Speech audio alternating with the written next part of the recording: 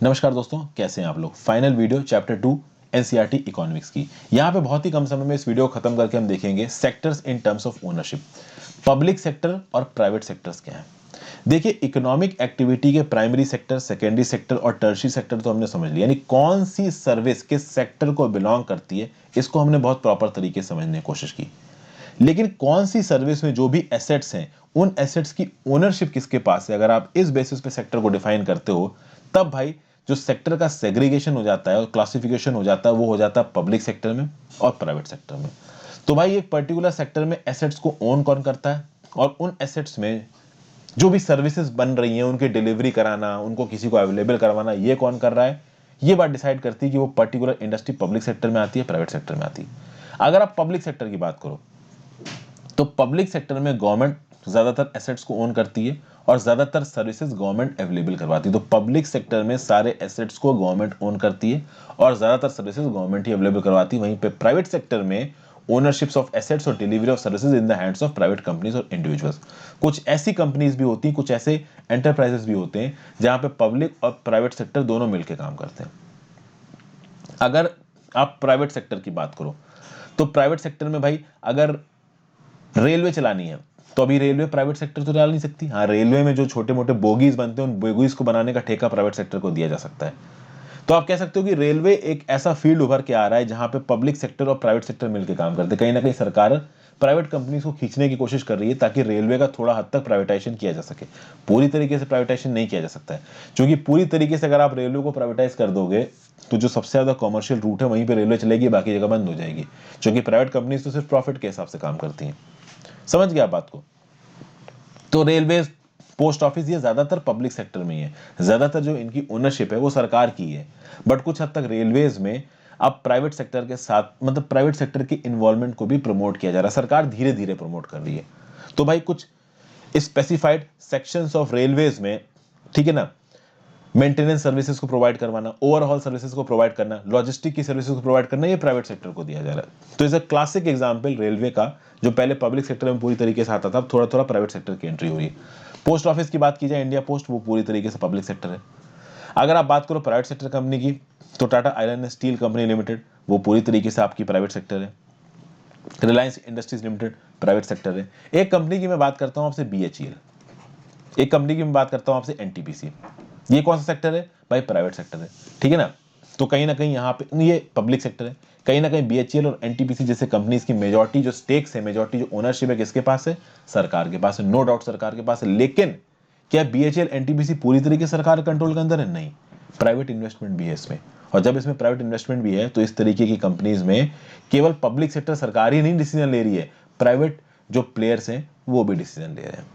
और कहीं ना कहीं प्राइवेट प्लेयर्स का कुछ हद तक फील्ड्स में घुसना जरूरी है, क्योंकि प्राइवेट सेक्टर जब काम करता है तो उसका एक मोटिव होती है प्रॉफिट अर्न करना। और कोई भी चीज को आप सस्टेनेबल तब बना सकते हो जब आप उस चीज को कॉमर्शियल मोटिव से टेकअप करो। अगर आप बस चीजों को बांटते चले जाओगे तो वो बढ़ती चली जाएंगी और कभी भी सबकी रिक्वायरमेंट पूरी नहीं होगी। ठीक है भाई। तो प्राइवेट सेक्टर किस चक्कर में रहता है कि भाई पैसा कमाए, सिंपल बात है। पब्लिक सेक्टर किस चक्कर में रहता है कि भाई पैसा ही नहीं कमाना है, कहीं ना कहीं लोगों की मदद भी करनी है। तो मान लीजिए कोई एक पब्लिक पार्क बनाना है, ठीक है। मान लीजिए गांव और शहर को जोड़ने वाली एक सड़क बनानी है। अभी गांव और शहर को जोड़ने वाली सड़क के लिए कोई क्या प्राइवेट कंपनी पैसा लगाएगी? ऑब्वियस सी बात है, नहीं लगाएगी। उससे कोई पैसा नहीं मिल सकता, वहां पे आप टोल नहीं बना सकते, कोई भी नहीं भरेगा टोल।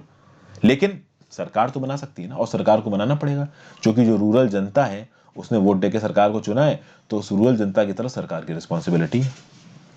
अब आप बोलोगे कि भाई सरकार ये खर्चे उठाएगी कैसे? तो बिल्कुल उठा सकती है भाई। सरकार के पास टैक्स आता है, उस टैक्स की मदद से सरकार ये सारे खर्चे उठाती है, अपने एक्सपेंसेस मीट करती है। सरकार के डेली मर्रा के काम होते हैं, उनके एक्सपेंसेस भी सरकार के पास जो टैक्स का पैसा आता है वहीं से आते हैं। ठीक है भाई। तो ये चीजें, तो कुछ चीजें भाई हमारी सोसाइटी में प्राइवेट सेक्टर कर रहा है, कुछ चीजें हमारी सोसाइटी में पूरी तरीके से पब्लिक सेक्टर कर रहा है। तो भैया अब पार्क को मेंटेन करना है। अभी पार्क में ज्यादातर लोग आके बैठेंगे और पार्क में कोई एंट्री चार्जेस भी नहीं होते हैं, तो क्या लगता है कि कोई पब्लिक पार्क कोई प्राइवेट सेक्टर एंटरप्राइज बनाएगा? प्राइवेट सेक्टर एंटरप्राइजेस बड़े बड़े कॉमर्शियल हाउसिंग प्रोजेक्ट्स बनाते हैं, जहां पे वो करोड़ों के प्रोजेक्ट भेजते हैं, उसके बीच में वो खूब पार्क बनाएंगे। लेकिन पब्लिक के फ्री के इस्तेमाल के लिए वो कभी पार्क नहीं बनाएंगे। क्यों? क्योंकि उससे उनको कुछ भी पैसा नहीं मिलेगा। समझ गए ना भाई? तो आप समझिए, प्राइवेट सेक्टर पूरी तरीके से प्रॉफिट बेस्ड है और पब्लिक सेक्टर कहीं ना कहीं लोगों के लिए सोचता है। और दोनों मिलकर अगर काम करें जिसमें गवर्नमेंट का रेगुलेशन प्रॉपर हो तो कहीं ना कहीं बहुत सारे लोगों को अच्छी फैसिलिटीज मिल सकती हैं। कुछ ऐसे सेक्टर्स हैं हमारी इकोनॉमी में जहां पे शुरू में हमारे पास कोई चॉइस नहीं है, यहाँ पे पब्लिक सेक्टर को ही इन्वॉल्व होना पड़ेगा, जैसे कि रोड्स का कंस्ट्रक्शन, ब्रिजेस का कंस्ट्रक्शन, रेलवे का कंस्ट्रक्शन, हार्बर्स का कंस्ट्रक्शन, इलेक्ट्रिसिटी जनरेट करना, डैम्स बनाना। ये सब शुरुआत में सिर्फ सरकारी रिस्पॉन्सिबिलिटी थी, क्योंकि ये इतने हैवी इन्वेस्टमेंट प्रोजेक्ट्स थे कि प्राइवेट कंपनी लिटरली इनको अफोर्ड ही नहीं कर सकती, और ये फैसिलिटीज लोगों को अवेलेबल करानी ही करानी है, तो कहीं ना कहीं सरकार को यहाँ पे आना ही पड़ेगा। ठीक है भाई, आगे बात की जाए। कुछ एक्टिविटीज ऐसी होती है यहाँ पे सरकार को मदद करनी है, प्राइवेट सेक्टर इन्वॉल्व है बट फिर भी सरकार को मदद करनी है, तो सरकार उस एक्टिविटी को सब्सिडाइज कर देता है और प्राइवेट सेक्टर को अपना पैसा मिल जाता है। जैसे कि इलेक्ट्रिसिटी की बात की जाए, अब इलेक्ट्रिसिटी जिस दाम पे इंडिया में पैदा हो रही है, अभी से 10 साल पहले की बात कर रहा हूँ, आज की डेट में इलेक्ट्रिसिटी की जो पैदा होने के जो दाम है ना वो काफी कम हो चुके हैं। ट्रांसमिशन एंड डिस्ट्रीब्यूशन लॉसेस कम हो चुके हैं। कहीं ना कहीं अब स्टेट की इलेक्ट्रिसिटी डिस्ट्रीब्यूशन कंपनीज हैं, उनके काम करने का तरीका सुधर रहा है, करप्शन कम हो रहा है, बहुत सी चीजें आ रही हैं, स्मार्ट मीटरिंग आ रही है, इलेक्ट्रॉनिक मीटर्स लग रहे हैं, सब कुछ अच्छा अच्छा हो रहा है, बढ़िया बात है। लेकिन कहीं ना कहीं अभी भी जो इलेक्ट्रिसिटी है वो पूरी तरीके से सारे लोग अफोर्ड नहीं कर सकते। जैसे कि स्मॉल स्केल इंडस्ट्रीज, वो कॉमर्शियल रेट पे इलेक्ट्रिसिटी अफोर्ड नहीं कर सकते, उनको सरकार से कहीं ना कहीं सब्सिडी चाहिए। ये स्मॉल स्केल इंडस्ट्री क्या करेंगी, तो गुड्स का प्रोडक्शन करेंगी, तो इससे हमारी लोकल मैन्युफैक्चरिंग कैपेसिटी बढ़ेगी और साथ साथ लोकल लोगों को नौकरियां भी मिलेंगी। तो इस तरीके के स्मॉल स्केल यूनिट्स की मदद करने के लिए सरकार को इलेक्ट्रिसिटी में सब्सिडी देनी पड़ेगी। ठीक है, तो सरकार को इलेक्ट्रिसिटी कुछ ऐसे दामों पर देनी पड़ेगी जो कि स्मॉल स्केल इंडस्ट्रीज अफोर्ड कर पाए। उसी प्रकार से सरकार मिनिमम सपोर्ट प्राइस देती है किसको, फार्मर्स को। तो जो फार्मर्स वीट, राइस और दूसरी 21 क्रॉप्स, टोटल 23 क्रॉप्स आती है मिनिमम सपोर्ट प्राइस के रिजीम के अंदर, तो ये 23 क्रॉप्स अगर आप सरकार को बेचोगे तो सरकार आपको मिनिमम कुछ अमाउंट ऑफ पैसा देगी। इस एमएसपी का रिजाइम एक बहुत बड़ा मुद्दा है रिसेंट फार्म प्रोटेस्ट में, जहां पे पंजाब और हरियाणा के फार्मर्स ने सरकार का जीना मुश्किल कर दिया है। ओके, तो ये सब बातें यहाँ पे बोली जा रही हैं भाई। तो कहीं ना कहीं सरकार इन फार्मर्स से गेहूं चावल ज्यादा दामों में खरीदती है और फिर इसी गेहूं चावल को गरीब लोगों में कम दामों में बांटती है, और जो बीच का नुकसान है वो सरकार उठाती है। फिर जो आपका फूड कॉर्पोरेशन ऑफ इंडिया के गोडाउन है उनको मेंटेनेंस का खर्चा भी सरकार भरती है। तो कहीं ना कहीं यहाँ पे सरकार प्रोएक्टिवली इन्वॉल्व है लोगों तक सर्विसेज पहुंचाने के लिए। अगर इन्वॉल्व नहीं होगी लोग काफी परेशान हो जाएंगे, तो गवर्नमेंट को खर्चा तो यहाँ पे बियर करना ही पड़ेगा, ताकि फार्मर, कंज्यूमर्स, खासकर वो फार्मर्स और वो कंज्यूमर्स जिनको सच में मदद की जरूरत है, उन तक मदद पहुंच सके। ठीक है, कुछ और रिस्पॉन्सिबिलिटीज हैं जो कि प्राइमरी रिस्पॉन्सिबिलिटी सरकार, जैसे हेल्थ और एजुकेशन। अभी हेल्थ और एजुकेशन हमने प्राइवेट सेक्टर के नाम पे दे दिया, तो केवल डीपीएस और बड़े बड़े जो स्कूल हैं, मतलब हॉस्पिटल हैं, अपोलो हॉस्पिटल जैसे, बस यही हॉस्पिटल चल पाएंगे। अभी बड़े हॉस्पिटल्स में जाओगे तो कंसल्टेशन चार्जेस 1500 रुपए, बड़े स्कूल में जाओगे तो बच्चों की फीस महीने महीने की 5-5 हजार रुपए। क्या कोई गरीब आदमी अफोर्ड कर सकता है? जो कमा रहा है वही अफोर्ड कर सकता है। अगर आप 60-70 हजार के रुपए की नौकरी कर रहे हो ना, आप ये अफोर्ड करने में आपकी हालत खराब हो जाएगी। आज की डेट में ऐसे हालात चल रहे हैं। तो ऐसे समय पे स्कूल्स को बच्चों के लिए अवेलेबल कराना, जहां पे बच्चों को क्वालिटी एजुकेशन मिल सके कम कॉस्ट पे, ये बहुत जरूरी है। ठीक है ना? तो एलिमेंट्री एजुकेशन प्रोवाइड करना, बेसिक हेल्थ फैसिलिटीज प्रोवाइड करना, ये सरकार की रिस्पॉन्सिबिलिटी है। हमें अगर अपने डेमोग्राफिक डिविडेंड को बढ़ाना है, हमें अपनी अगर पॉपुलेशन को स्किल्ड बनाना है, तो भाई हमारी इलिटरेट पॉपुलेशन को पढ़ाना पड़ेगा ना। हमारे देश में दुनिया की सबसे बड़ी इलिटरेट पॉपुलेशन है, तो उसको पढ़ाने के लिए क्वालिटी एजुकेशन तो देनी ही पड़ेगी। फिर भाई हेल्थ का ध्यान रखना पड़ेगा।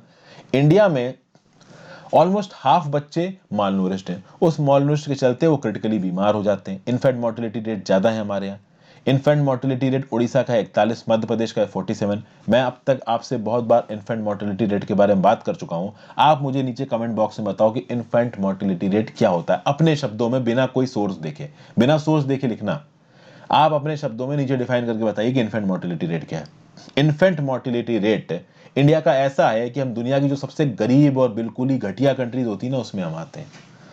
तो ये जो ह्यूमन डेवलपमेंट के एस्पेक्ट्स हैं, यहाँ पे गवर्नमेंट को ध्यान देना है। गवर्नमेंट को सेफ ड्रिंकिंग वाटर अवेलेबल करवाना है लोगों को। गवर्नमेंट को इस बात का ध्यान देना है कि जो पुअर है उनको ठीक ठाक घर मिले रहने के, खासकर जो अर्बन पुअर है, जो कि रूरल इलाकों में तो गांव का स्वच्छ माहौल में वो रह सकते हैं, बट शहरों में आए तो कहाँ रहेंगे, तो स्लम्स में रहते हैं। गाँव में रहने की आदत है, स्लम्स में आकर रहेंगे, बीमार पड़ जाएंगे। फूड का ध्यान देना, न्यूट्रिशन का ध्यान देना। तो जो मोस्ट पुअरेस्ट कम्युनिटीज हैं, जो मोस्ट इग्नोर्ड रीजन्स हैं हमारे कंट्री के, कहीं ना कहीं वहां पे सरकार को ज्यादा खर्चा करना चाहिए, कहीं ना कहीं वहां पे सरकार को लोगों का ध्यान रखना चाहिए। और ये सरकार की रिस्पॉन्सिबिलिटी है, ये प्राइवेट सेक्टर कभी भी नहीं करेगा। तो प्राइवेट सेक्टर एक गांव में जाके माइनिंग करके कोयला पैदा कर सकता है, नेचुरल गैस पैदा कर सकता है, उससे पैसा कमा सकता है, बट लोगों के लिए वो काम नहीं करेगा। इन सब चीजों के बेनिफिट्स गरीबों तक पहुंचे, ये रिस्पॉन्सिबिलिटी है सरकार की। तो ये था पूरा चैप्टर दोस्तों। चैप्टर 2 अब यहाँ पे खत्म हो चुका है। जल्दी चैप्टर 3 से हम लोग शुरुआत करेंगे। Thank you for watching. समय लग रहा है थोड़ा वीडियोस को बनाने में, जो कि एक्सप्लेनेशन में समय लग ही जाता है। Thank you for watching friends. Video को लाइक और शेयर जरूर करिएगा, चैनल को शेयर और सब्सक्राइब करिए। इनफैक्ट लाइक और कमेंट तो तुरंत कर दीजिए, ओके, चैनल की एंगेजमेंट के लिए। इंस्टाग्राम पे फॉलो करके आप अपनी जेन्युइन डाउट्स पूछ सकते हैं। टेलीग्राम ग्रुप ज्वाइन कर लीजिए, वहाँ पे जो भी मैं करंट अफेयर्स की वीडियोस बनाता हूँ आपको उसकी पीडीएफ मिल जाएगी। इस एनसीईआरटी की पीडीएफ आप एनसीईआरटी की वेबसाइट से डाउनलोड कर सकते हैं। ज्वाइन बटन दबा के आप हेल्प कर सकते हैं। ऑलमोस्ट पूरा का पूरा syllabus free of cost available करा रहा हूँ, तो ज्वाइन बटन जरूर दबा के चैनल को ज्वाइन जरूर करें। Good bye.